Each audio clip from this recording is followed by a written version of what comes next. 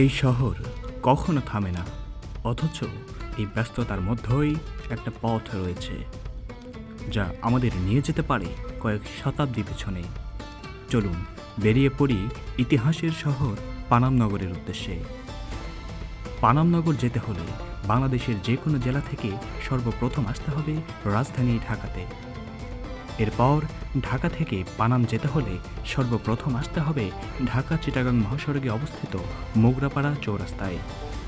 ঢাকা থেকে সোনারগাঁয়ের দূরত্ব প্রায় 30 কিলোমিটার। যেহেতু ঢাকা থেকে সরাসরি সোনারগাঁ আসার কোনো বাস নেই, তাই মোগরাপাড়া চৌরাস্তা থেকেই 20 থেকে 30 টাকার মধ্যেই অটোরিকশা পেয়ে যাবেন, যা সরাসরি আপনাকে সোনারগাঁ পৌঁছে দেবে। তবে মোগরাপাড়া আসার জন্য ঢাকার গুলিস্তান, সায়দাবাদ কিংবা যাত্রাবাড়ি থেকে বাস পেয়ে যাবেন। সাধারণত স্বদেশ, বোরাক এবং দোয়েল এই বাসগুলো মোগরাপাড়া পর্যন্ত যাতায়াত করে থাকে।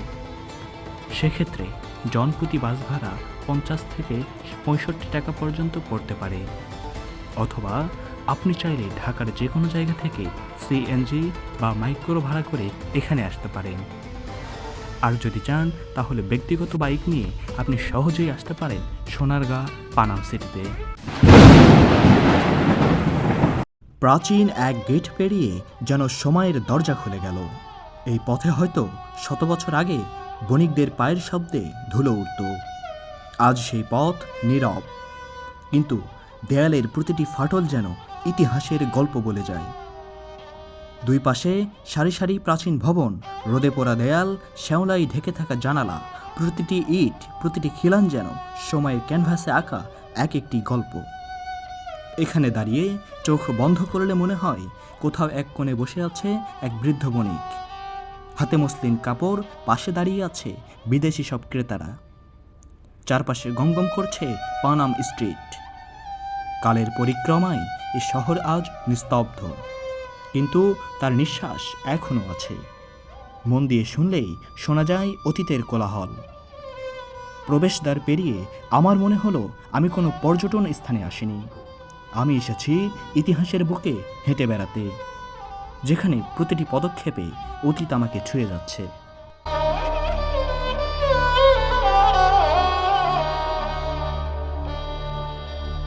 চলুন পানাম সিটি ঘুরে দেখতে দেখতে আপনাদের জানিয়ে দেই এই পানাম নগরের সংক্ষিপ্ত কিছু ইতিহাস।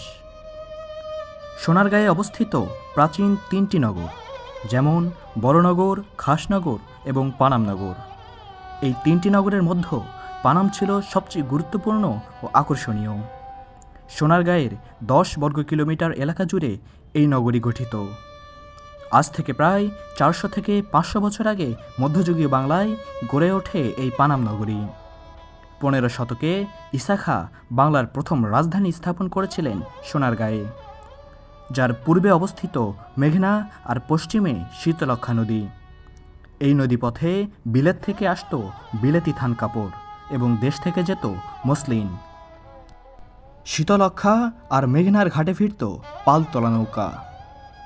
মোঘল ও ব্রিটিশ স্থাপত্য শৈলীর সংমিশ্রণে নির্মিত এই শহরে একসময় 100টিরও বেশি ভবন ছিল, যার মধ্যে আবাসিক ভবন, মন্দির, মঠ, পান্থশালা, নাচঘর, গুপ্তঘর, গুপ্তপথ ও বিচারালয় ছিল। পানামনগর একসময় ঢাকা কলিকাতা জুড়ে ব্যবসা বাণিজ্যের কেন্দ্রবিন্দু ছিল। পানামনগরের স্থাপত্যশৈলী মোঘল ও ব্রিটিশ উভয় আমলের স্থাপত্যর মিশ্রণে গঠিত। এখানে ইট, সুরকি দিয়ে নির্মিত দ্বিতল ও একতলা ভবন রয়েছে, যা তৎকালীন ধনী ব্যবসায়ীদের আবাসস্থল হিসেবে ব্যবহার হতো। বর্তমানে আপনারা যে রাস্তাটিকে দেখছেন তা 5 মিটার প্রশস্ত ও 600 মিটার দীর্ঘ। এর দুই পাশেই একতলা, দুইতলা এবং 3তলা ভবন রয়েছে। এছাড়াও রয়েছে 52টি ভবন।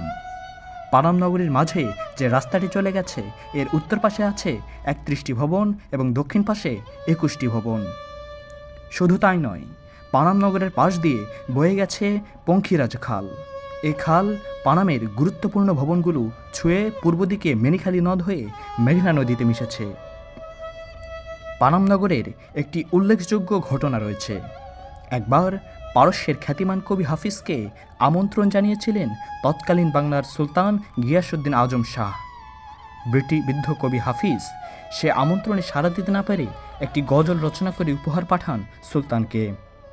এই গজলের সূত্র ধরেই কয়েকজন ফার্সি পর্যটক এসেছিলেন সোনারগাঁয়ে আর মুগ্ধ হয়েছিলেন পানাম নগরীর সৌন্দর্য দেখে।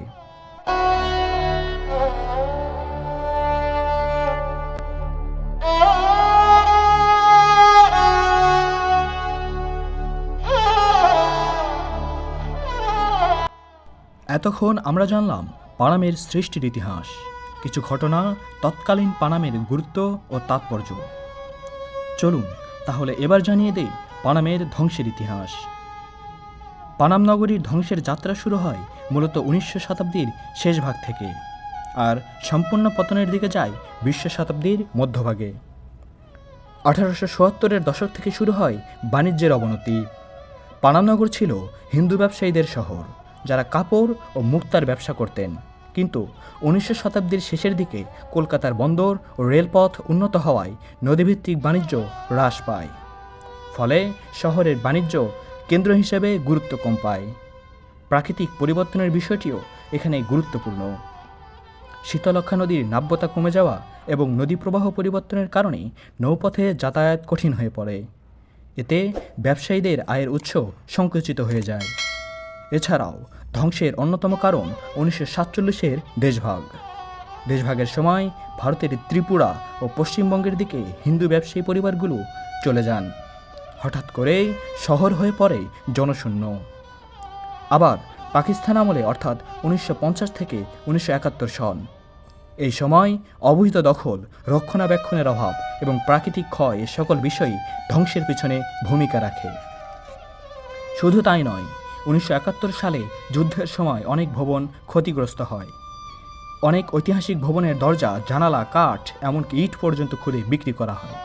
তবে আধুনিক এই যুগে এসেও দেখা যায় ঐতিহাসিক এই নগরের প্রতি অবহেলার ছাপ। প্রত্নতাত্ত্বিক বিভাগের নজরদারি সীমিত হওয়ায় সংরক্ষণের কাজ যথাযথ হয়নি। পাশাপাশি জলাবদ্ধতা, বৃষ্টির পানি এবং শ্যাওলা ভবনের গাঁথনিকে করেছে দুর্বল।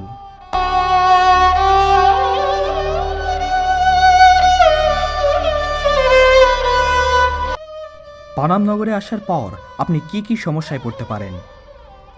প্রথম বিষয়টি হলো কিছু জায়গায় পুরনো ভাঙা ভবন, যেখানে উঠে গেলে বা হেলান দিলে আপনি হতে পারেন দুর্ঘটনার শিকার।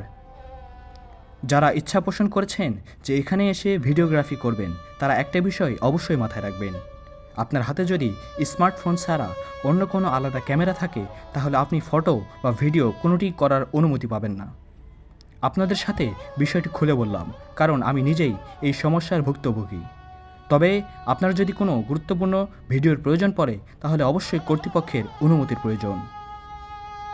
পানাম নগরের আশেপাশে ভালো মানের খাবার নাও পেতে পারেন, তাই চেষ্টা করবেন বাহির থেকে খাবার নিয়ে আসার।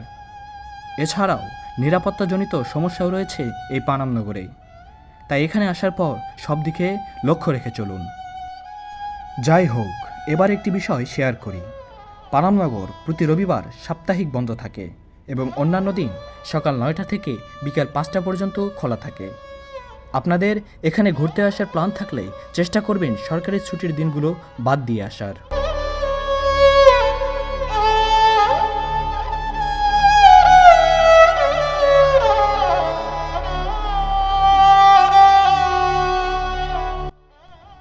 প্রাণপ্রিয় দর্শক মণ্ডলী, আমরা একেবারেই বিদায় লগ্নে। শেষ মুহূর্তে আপনাদেরকে বলে যাই আজকের ডকুমেন্টারির শিক্ষামূলক বিষয়গুলি।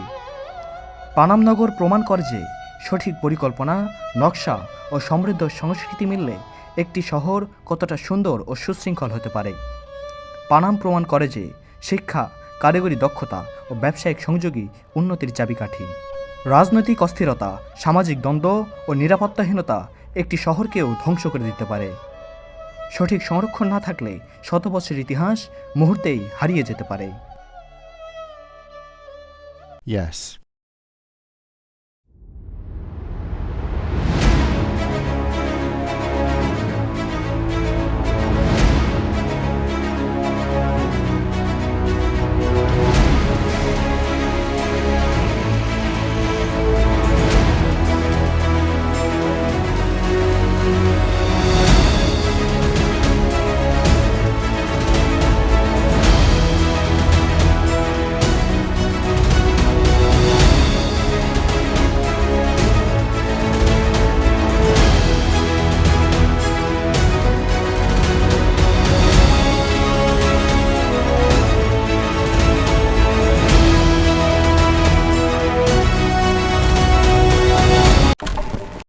চলে যাওয়ার সময় একটি বিষয় বলে যায়, যারা আমাদের কষ্ট ও পরিশ্রম করে বানানো এই ভিডিওটি শেষ পর্যন্ত দেখলেন তাদেরকে আন্তরিক মোবারকবাদ।